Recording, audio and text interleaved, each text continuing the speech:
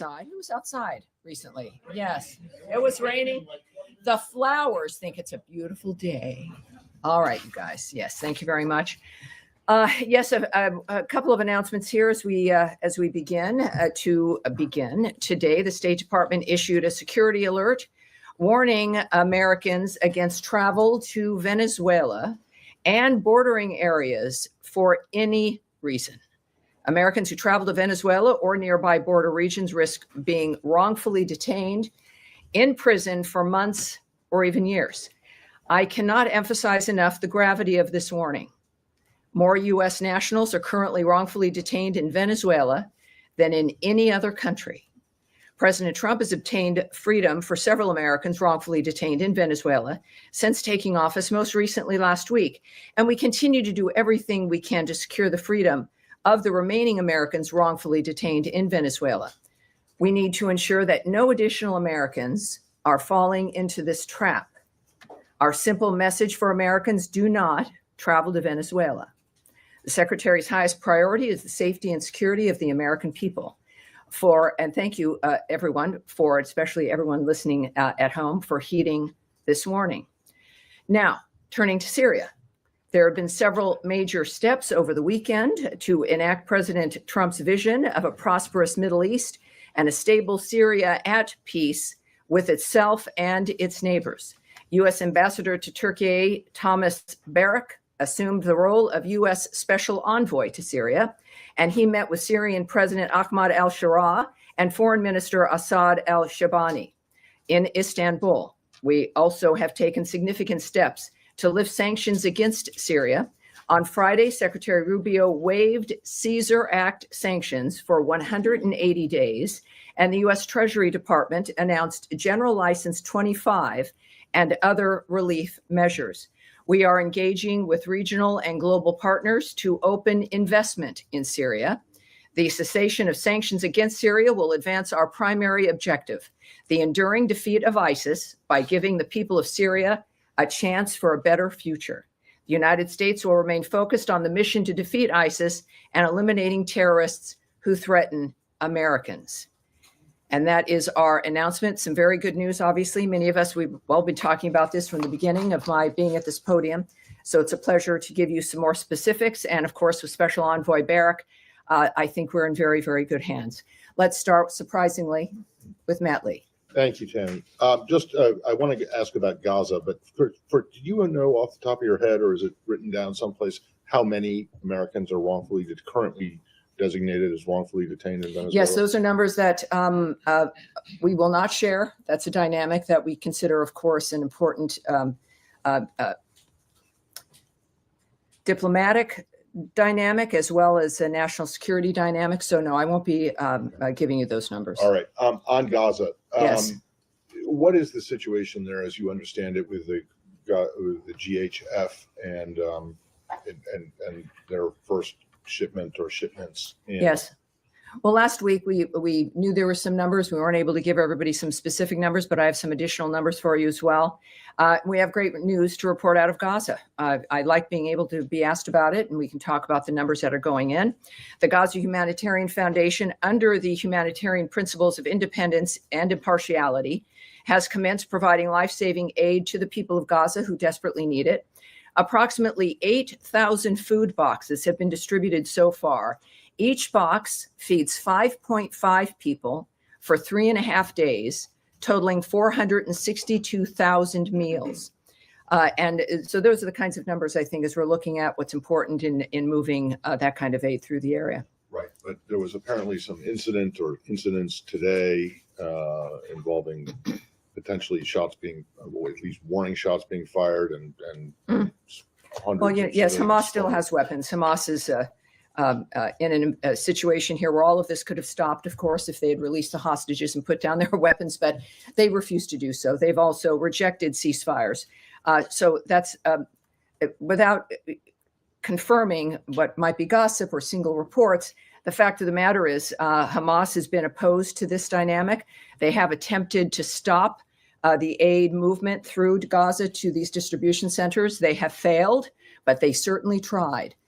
The bottom line is the real story here is that the aid is moving through. And in that kind of an environment, it's not surprising that there might be a few issues involved. But the good news is that those seeking to get aid to the people of Gaza, which is not Hamas, have succeeded. And last one, really briefly. Yes. I won't take up any more time, but my understanding That's is why that I'm the administration is not particularly happy with the position that the UN and its agencies have taken with regard to these shipments. Is that correct? Well, it is. From the very beginning, I'd mentioned and we had heard about the resistance by certain NGOs and the UN. It is unfortunate because the issue here is getting aid to Gazans. And then suddenly it moves into complaints about style or the nature of who's doing it, or elements of administration and being opposed to getting food and aid, as we've demonstrated here, is happening and will continue to happen because someone might feel left out, is, I think, the height of hypocrisy. So the bottom line is that clearly people who care about the nature of solving this problem are taking action and moving it forward. And that's what counts. That's what matters. Yes, Andrea. Yes, ma'am. Cindy McCain of the World Food Program was on CBS yesterday with a very different narrative. And we are hearing from the ground today from our reporters and producers and camera crews that this incident was very serious, that it was not Hamas related. Cindy McCain said that Hamas is not breaking up the food deliveries, that people are starving and there are food riots because people are desperate. And the criticism of the GHF has been that it is not independent or impartial, that it was started by the Netanyahu government with people who are supposedly independent, and that it is only operating in the South, deliberately designed with 4 distribution points in the South in order to have people in the North move south for the aid and therefore accelerate the movement of people and the putting people in the South rather than in the North where they wanted to be. So there are a lot of controversies about this from the ground, yes. from all of our reporting. McCain said that no one had approached the World Food Program, which is still delivering food into Gaza, that people have been desperate. She had met with, as you know, the secretary. She said she welcomed that, was grateful for it, that the Rubio and McCain families have been friends for decades, but that they had a frank conversation about what's happening between Israel and the food deliveries, and that no one had even told them about this foundation or given them. Well, Andrea, this is where again there's certainly, and this is something the world is watching, something we've all cared about getting resolved. It is not an uncomplicated situation.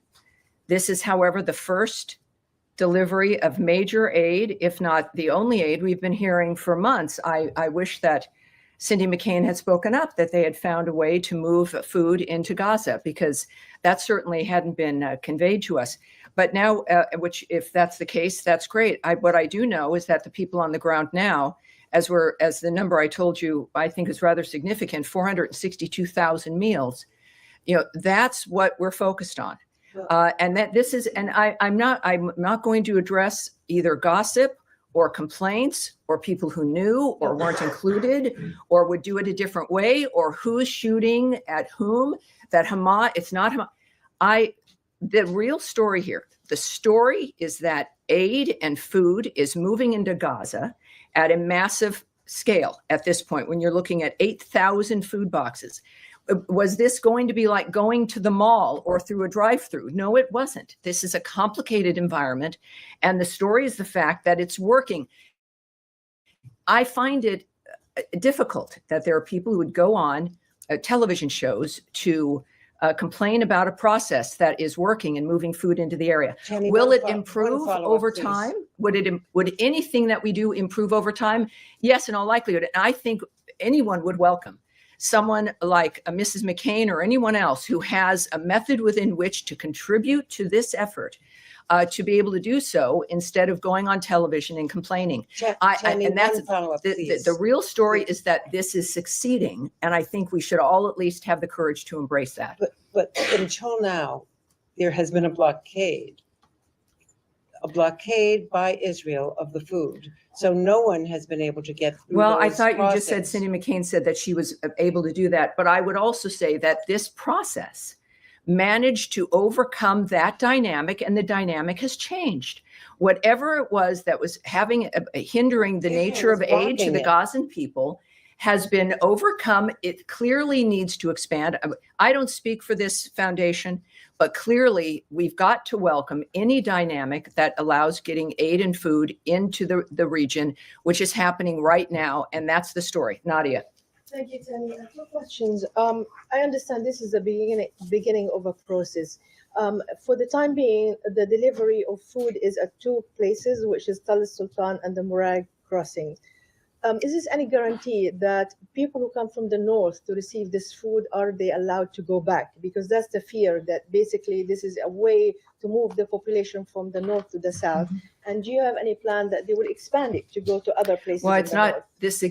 this is not a State Department effort. We don't have a plan. I can't answer that regarding the nature of how certain situations would be responded to. I'm not going to speculate or say what they should or should not do. The Gaza Humanitarian Foundation has an email. They should be reached out to. And that's what I'd recommend regarding plans to expand, plans to make assessments of what's worked and what hasn't at this point, and what changes they might make, and what the goal is. Clearly, the goal is to reach as many people as possible. Can I ask you yes, about sir. Iran? Go ahead, please. The Israeli Minister of Strategic Affairs is in town, according to Israeli media. Has there been any meeting between him and Secretary Rubio? And can you update us on the state of talks between Iran and the U.S.? Is there a new meeting planned ahead? Well, I will not discuss, as you might imagine, any meetings or conversations the Secretary is having that are not public or may not be happening. Regarding the latest rounds of talks regarding Iran, we can tell you that Senior Advisor and Special Envoy Steve Witkoff, of course, and Policy Planning Director Michael Anton participated in a fifth round of talks with Iran on Friday, May 23rd in Rome. The discussions were both direct and indirect and lasted over 2 hours. The talks continue to be constructive. That's not something that we've been able to say that in these particular talks, which is beneficial. And in this case, they were constructive as well. And we made further progress. Both sides have agreed to meet again in the near future. And we are grateful to, once again, our Omani partners for their continued facilitation of the process. All right. Yes, sir.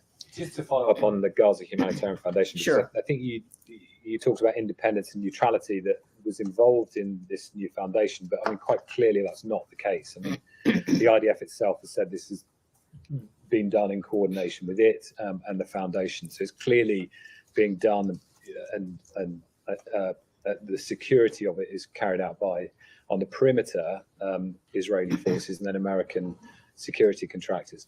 The problem with that, and what all the experts in the United Nations say, is that you therefore have a situation where the aid is provided by an organization that seems to be a party to the conflict. And that's what the UN has always avoided, because you potentially made the recipients targets. And we're seeing that already, potentially, in that this has become a very militarized form of aid. So I'm just interested in why you describe this as independent and neutral when it clearly doesn't appear to be so. Well, again, I don't speak for this foundation. What I can tell you is the description of the nature of what they're accomplishing, which is getting food and aid into that region. I'll say that just one more time. There are some disagreements about how that's being handled, how that's being implemented. But I think that most of us would agree that this is good news, that it in any other mechanism under any other expectation was not able to accomplish this. So it's just that there was another mechanism that was able to accomplish this and more. Well, you know, when you're right, we did have a really good mechanism. It was called a ceasefire, which Hamas broke.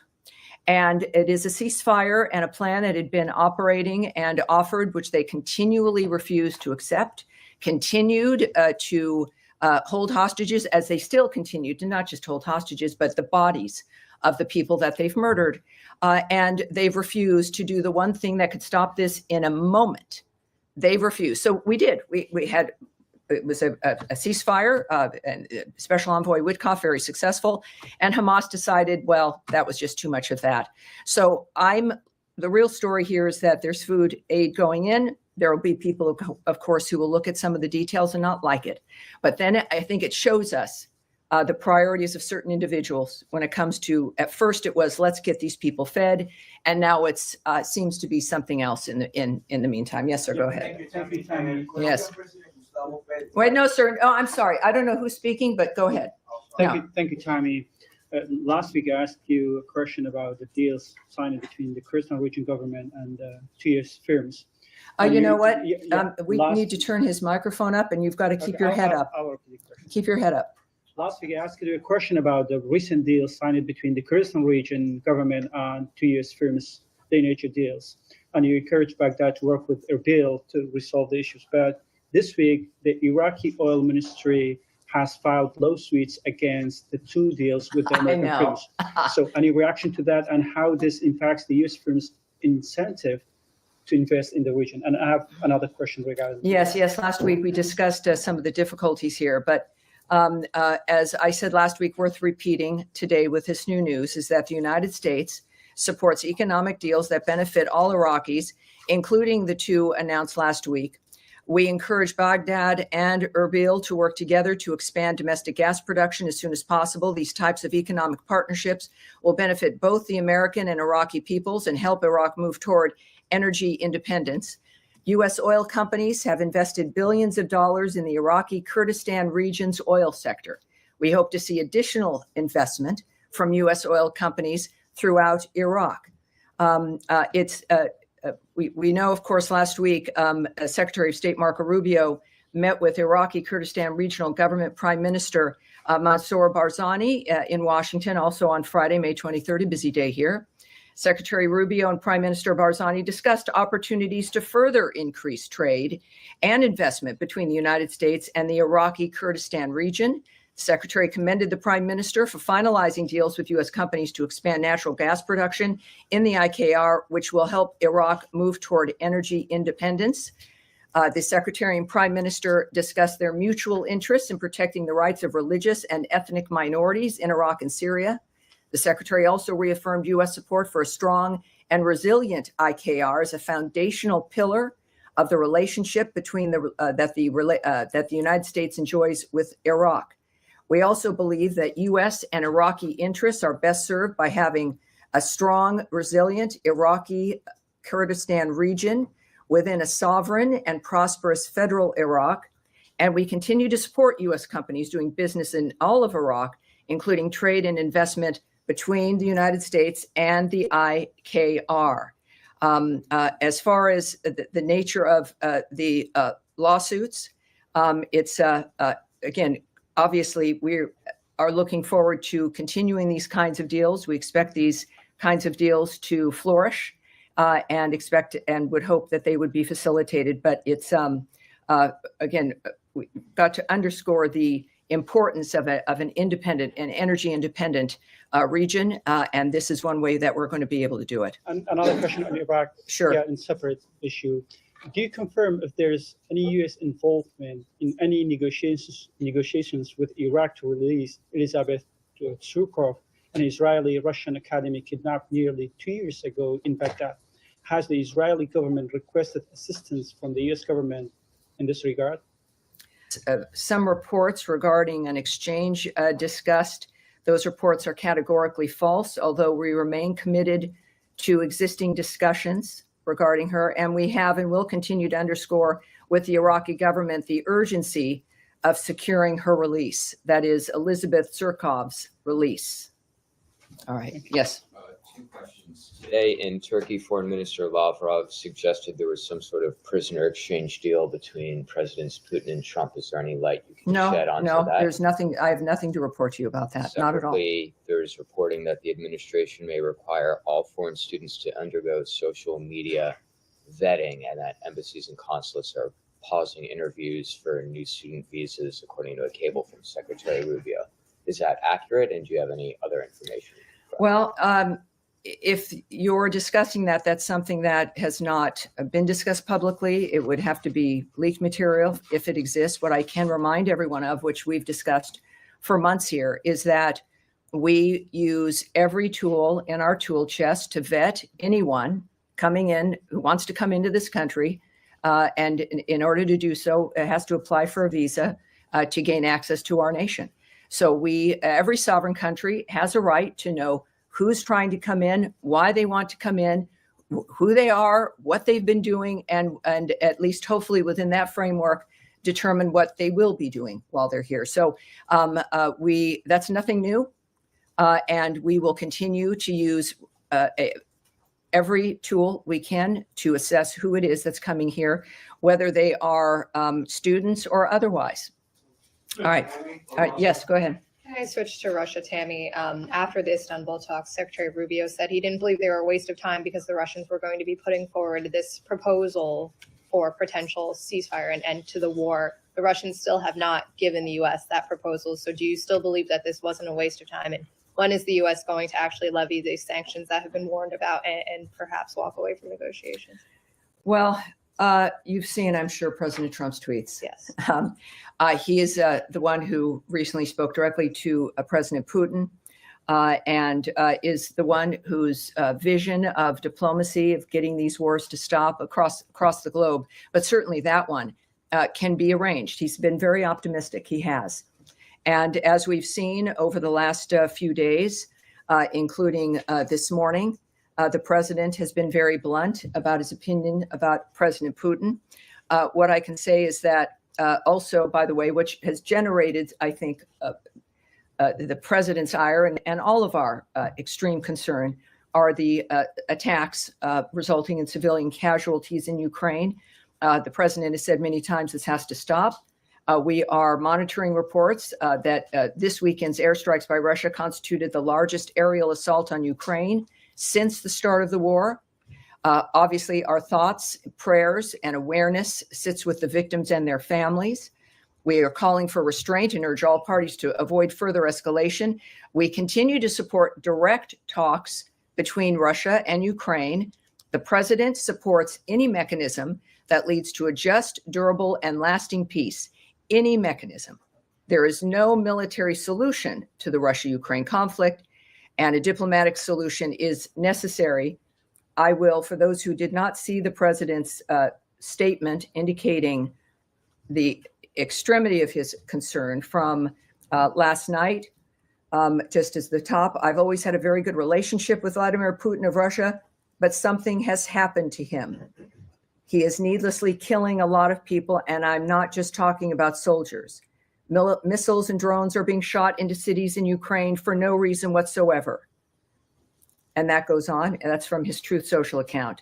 And this morning, he noted, what Vladimir Putin does not realize is that if it weren't for me, lots of really, really bad things would have already happened in Russia. And I mean really bad. He's playing with fire. The say the U.S. has lifted all of its restrictions on the use of long-range weapons. Can you confirm that? And when was that? And I'm not decision going to taken? discuss that. No, I'm not going to confirm that. Yes. Thanks, Tammy. On that memorandum for peace that Russia's supposed to be coming up with, was there a timeline ever set for when Russia needed to hand that over? Do you see this as delay tactics stalling direct talks? Well, I can't speak to what if there was what the agreement would have been if there was a timeline. I can't share that information. I think clearly you should look to the president's sentiment that he's made very public as to indicate whether or not he's satisfied with what they've done. Yes, sir, in the back. Let me follow up on that question. Get your reaction to Russia's response to the president's tweets, calling it quote unquote emotional. Oh, yes. Well, but I'm not going to speak about the president's emotions, but I think one reason why he was elected with a mandate last year is that we can all relate to him. He's transparent. He's doing something he cares passionately about. He knows what he wants to accomplish. He inherited a world that was on fire and is determined to stop those things. We've heard his remarks about all of this, clearly indicating a personal interest in the nature of what is occurring. And I think that that's what we all appreciate about him.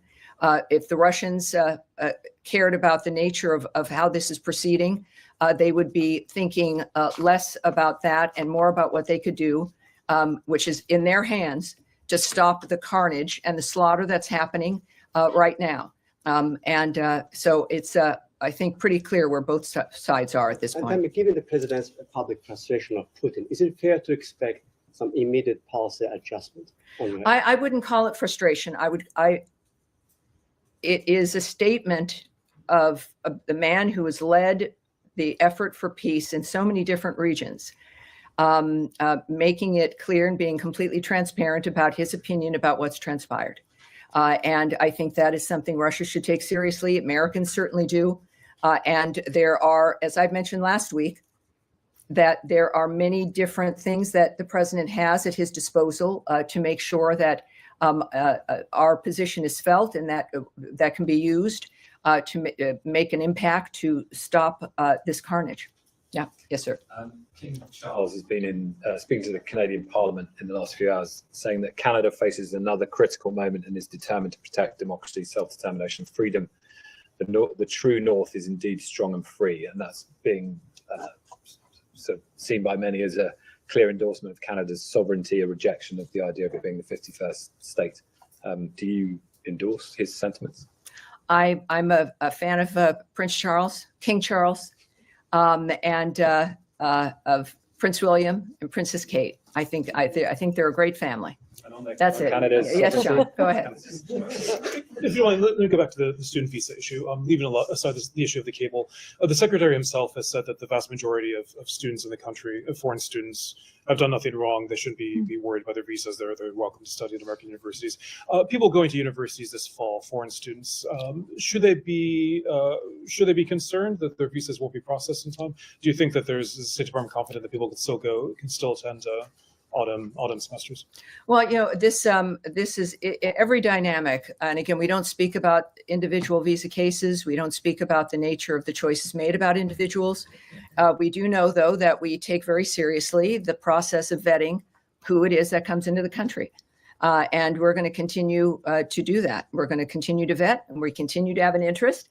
Again, whether they be student or if you're a tourist who needs a visa or whoever you are, we're going to be looking at you. I think it seems to be such a controversial thing that's going on, but it shouldn't be. And every nation should take seriously and does who's coming in. So if you're going to be applying for a visa, follow the normal process, the normal steps, expect to be looked at, and we go on from there. And processing delays, do you expect students applying now to again, I can't speak to their individual experiences, but of course it seems like the nature of the reaction to this is that but I can't we've always vetted people trying to come in. We've always looked at visa seriously. It's why we have a visa, so that you can stop and look at someone. So I can't speak about what the individual experience will be, but the fact is that everyone knows that it's a reminder, certainly, that we're taking it seriously. Yes, go ahead, certainly. And you just said it, there is a vetting process for anybody who's coming in the country, but what is different now? Is there a new criteria, a new mechanism? What's different? Well, yes, we in addition to not discussing, for privacy reasons and a whole host of other reasons, discussing individual visa processes with an individual, but we also don't talk about the methods. We're not going to lay out here with the media the nature of the steps that are taken, the methods that we use. That would seem to be a little bit counterproductive, perhaps. But it is a goal, as stated by the president and Secretary Rubio, to make sure that people who are here and understand what the law is, that they don't have any criminal intent, that they are going to be contributors to the experience here, whether however short or long their stay is. And so the details of which I won't reveal, but it's one that will hopefully achieve our understanding of who deserves to visit this country and who does not. And just on Gaza, if I may. Of course.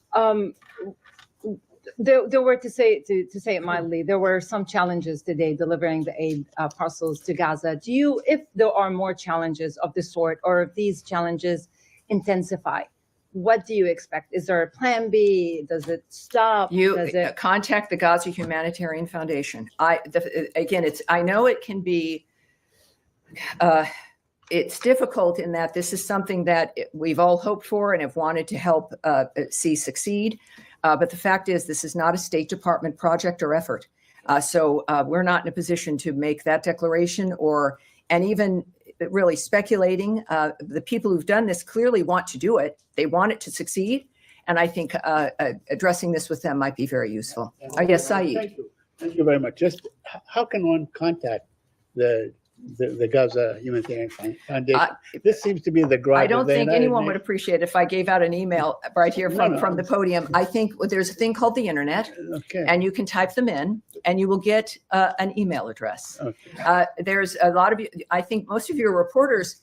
I think a number of you understand research and the typing in of the interweb tubes, which will give you that information, sir. Okay, just a quick follow-up Yes. on 2 points. Now, the gripe of the United Nations is that not knowing who this organization is and who stands behind it, who's going to finance it, and so on. They also say that there are very sparse or a couple of entry points and so on. They need more entry points. Yes, everyone has an opinion. I understand that. What I do know too is for the first time ever, Saeed, with your very well-founded concern, I can tell you that over almost 500,000 meals have been delivered into that region. I am pleased to be able to say that to you without dealing with someone or an entity or a group that isn't entirely happy because it's not absolutely perfect or because they would have done it differently. But we finally have that happening. Yes, sir, in the back, right there with with the great hair. You've got great hair, but no, yes, sir. You're pointing. You're doing this. I don't have gray hair. No, I'm not. That's why I'm not pointing. I think you probably do. You, sir. Yeah, All right. I have no hair. Well, there you Is it go. me? Okay. Just can you confirm? No, not. I'm saying not you. The man with gray hair. You, sir, speak up. I can make it. Thank you very much. Thank you. Sorry.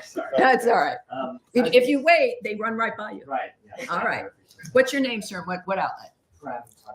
News. All right. Thank you. Welcome aboard. Thank you very much. As you said just earlier today, the world has been shocked by what's happened in Gaza over the past few days. The silhouette of a little girl. Well, I said it's been shocked over generations about what's Sure. been happening Absolutely, in Gaza. absolutely. And that Hamas certainly has refused to stop that violence. But go ahead. So, but just in the past few days, we've seen the silhouette of a little girl trying to flee burning classrooms surrounding her, killing people around her. We've seen thousands of Palestinians starved by Israel's blockade, herded between fences as they try to get fed today. A doctor who saw 9 of her children killed by Israeli bombs. All the while, this administration, of course, as we've seen, has sought to deport students who protest this, including one student who wrote an op-ed against this kind of behavior. The administration came in telling Americans it would be more pro-peace, more anti-war than This the is previous. beginning to sound like a soliloquy, sir. Do you have than a the question, previous- than the please? Do you previous have a question, administration. please? I'm curious. Yes, that's a how- very serious issue, and everyone Yes. has your question. Yes. I So please wonder, ask it. I wonder how you see this administration being more pro-peace or more anti-war than the previous administration, given these kinds of horrors that Americans are witnessing. Yes, well, it is a dynamic where, as I also just mentioned a little bit ago, we did achieve a ceasefire, something which nobody thought would be possible after the heinousness of October 7th, the nature of what had occurred on that day, the fact that there has to be a new way, the president has stated, we have to have new ideas to make a difference so this stops and doesn't go from generation to generation, which all of us have experienced. It's right, wash, rinse, and repeat over and over and over again, every 20 years. And it would never stop. I think that what we've got here is after, I don't know, what has it been, 3 months, a bit over 100 days of President Trump, managing to get, I think, every warring party, every hostile party against other people on this planet to a table to stop. Now, that's the simple part. Making things happen and making it last is another thing. Hamas, we did have a ceasefire. And then Hamas decided once again that was just not going to do. And they continue to do what they do. That, first of all, again, regarding that particular issues over the last few days, we call on all parties to this conflict to take every feasible measure to mitigate civilian harm. We refer you to Israel for more information on its airstrikes. And we also know, as we all do, and this is one of the things that we've discovered time and time again, that Hamas uses hospitals and other humanitarian areas as human shields. This is why we continue to try to get a ceasefire done, despite the obstacles that Hamas constantly presents. It is apparently their hope that we would just give up and go away, or that the usual status quo would continue. But President Trump is not that person. He's a person who gets it done. And after decades of conflict, I understand you're frustrated after maybe 3 months of it not being perfect yet, but that is what we are going for. We will continue to work for this. It is President Trump's commitment. Yes, Eric, please. Eric, go ahead, please. Wanted to ask you, the end of last week, we reported, and you began. And you're Bloomberg, for those watching who don't know. Go ahead. You began the conversation today, or excuse me, the briefing today, with a reference to Venezuela and to the challenges faced by Americans in Venezuela, the repression of the Venezuelan regime. Correct. The license for Chevron to produce oil in Venezuela expired yesterday. Our reporting is that there's a very narrow license for basic maintenance to make sure that equipment that's in the country doesn't become completely unusable, so that one day, if there's a change of government, it might be possible to drill and produce again.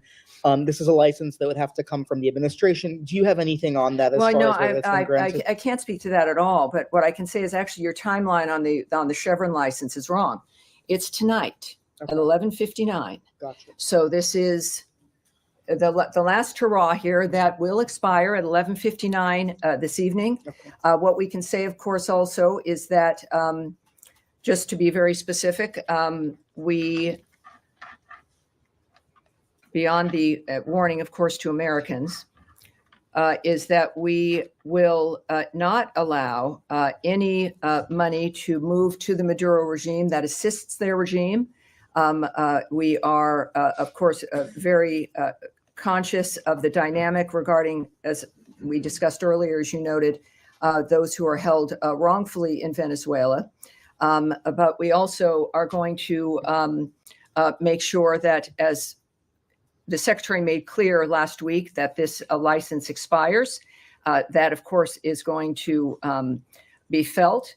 And we also know that the instructions, the President's instructions to Secretary Rubio, that he took steps, of course, to terminate all Biden-era oil and gas licenses that benefited Maduro's regime and lined the pockets of his cronies. We are going to continue to deny any funding of the Maduro regime that it uses to oppress the Venezuelan people. So I hope that answers both of those questions. Tammy, Yes, sir. Thank you. Specifically because tomorrow the Germany's foreign minister is going to be here and meeting with the secretary. Germany's government has kind of shifted quite a lot in the last few days on their position of support for Israel. They've been, alongside the US, one of the main backers of Israel in this war. And now they're saying, the chancellor saying that the war in Gaza is no longer justified by the need to fight Hamas. So it seems like whatever coalition was left of countries, including the US, backing Israel seems to be getting smaller. Are you concerned that there's even less international support for Israel? Does that influence the way that the US is thinking about this? That one of the main European countries backing Israel is Well, backing again, down. Chancellor Merz noting that Israel's actions can no longer be justified. The fact of the matter is that Hamas has put the people in Gaza in this situation by launching that attack on October 7th, and by continuing to hold hostages, including the bodies of 4 Americans, and continue, of course, to maintain their weapons. So when we think about actions that can no longer be justified, I think we should adjust ourselves and look at what put us in this position in the first place. Regarding the UK, Canada, France, and any number of others that took disappointing steps last week, unilateral recognition of a Palestinian state, in this case, is unproductive and obstructs ongoing U.S. efforts towards peace in the region. And I think that there's a clear line that has been drawn by President Trump, which again definitely disturbs the status quo. which is that there has to be peace, not just for 6 months, not because there's been a deal made for a year, that this has to be enduring. The entire framework has to change. He's not kidding. He's not kidding, because otherwise in 5 years or sooner, someone will be in your position. Someone else will definitely be in my position, having the same conversation. We can't allow that to continue. That is President Trump's understanding and vision of the change that needs to occur.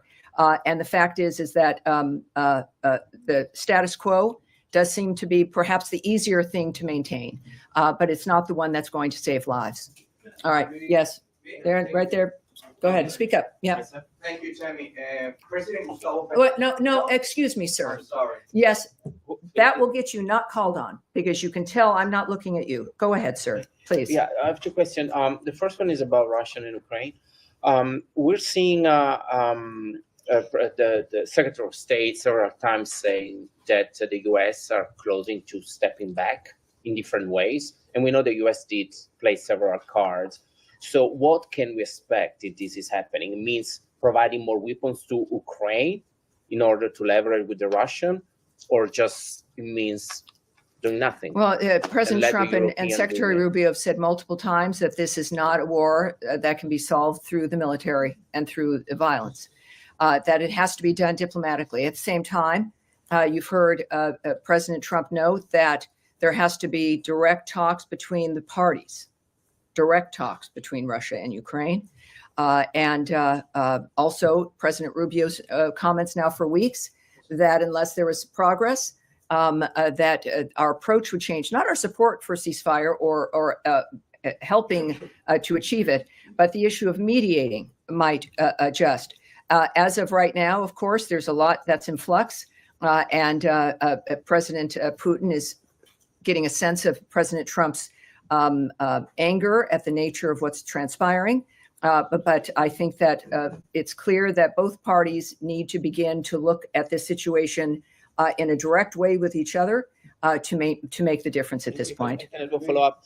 On Gaza and Israel, is there a limit to President Trump patience, let's say, or he will? I'm sure there is. Keep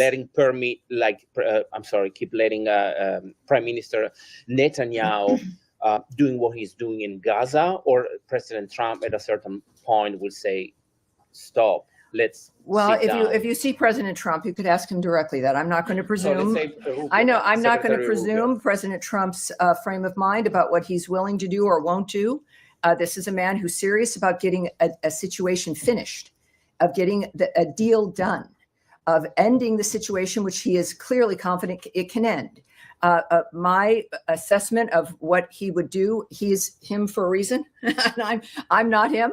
The last thing I think any of us want to do is second guess the president. Certainly in this case, President Trump. He's also a human being, even though sometimes he does more than what the average human being can do. But I feel that as we've seen today with Putin, that there is a point that he looks at things differently, and how that manifests, just like with everything else in this administration, it will happen quickly. And that's what I've got for you today. Thank you, everyone. Thank you. And I'll see you on Thursday. Happy ending of the Chevron license day. Happy ending. All right. Thank you. Thank you. All right. That's it.